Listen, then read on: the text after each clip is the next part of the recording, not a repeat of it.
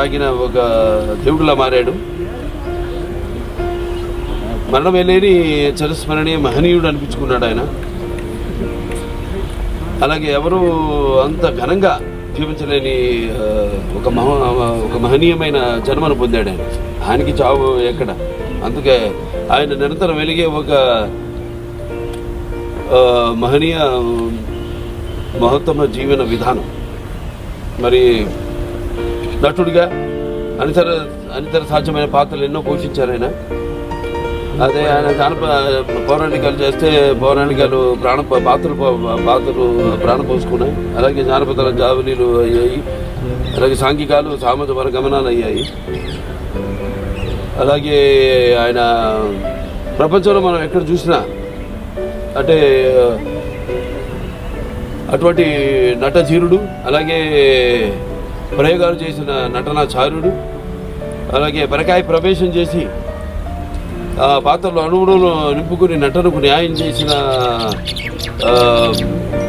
అటువంటి నటుడు ఇంకెక్కడ రాడు. నేనే కాదు, ప్రతి ఒక్కరూ ఒప్పుకొని తీరుతారు. అలాగే ఆయన కేవలం సినిమాలే కాదు, ప్రతి తెలుగు బిడ్డ, ప్రతి తెలుగు మట్టి గడ్డ, నేను తెలుగువాడిని అని సగర్భంగా చెప్పుకునే ఒక దమ్ము, ధైర్యం, ఒక తెగువ, ఆత్మవిశ్వాసానికి పదును పెట్టి సానబెట్టి బయటికి లాక్కొచ్చి చెప్పించిన తెలుగు తేజం నందమూరి తారక రామారావు. అలాగే తెలుగుదేశం అన్న పార్టీని పెట్టి, అలాగే ప్రతి తెలుగు బిడ్డ బొడ్డు కోయిక ముందే రాజకీయాలు ఏంటో తెలిపిన మహానుభావుడు, మహానాయకుడు నందమూరి తారక రామారావు గారు.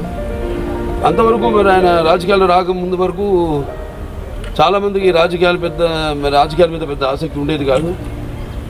అలాగే అసలు కొంతమందికి అయితే రాజకీయాలు అంటే ఏంటో తెలియదు.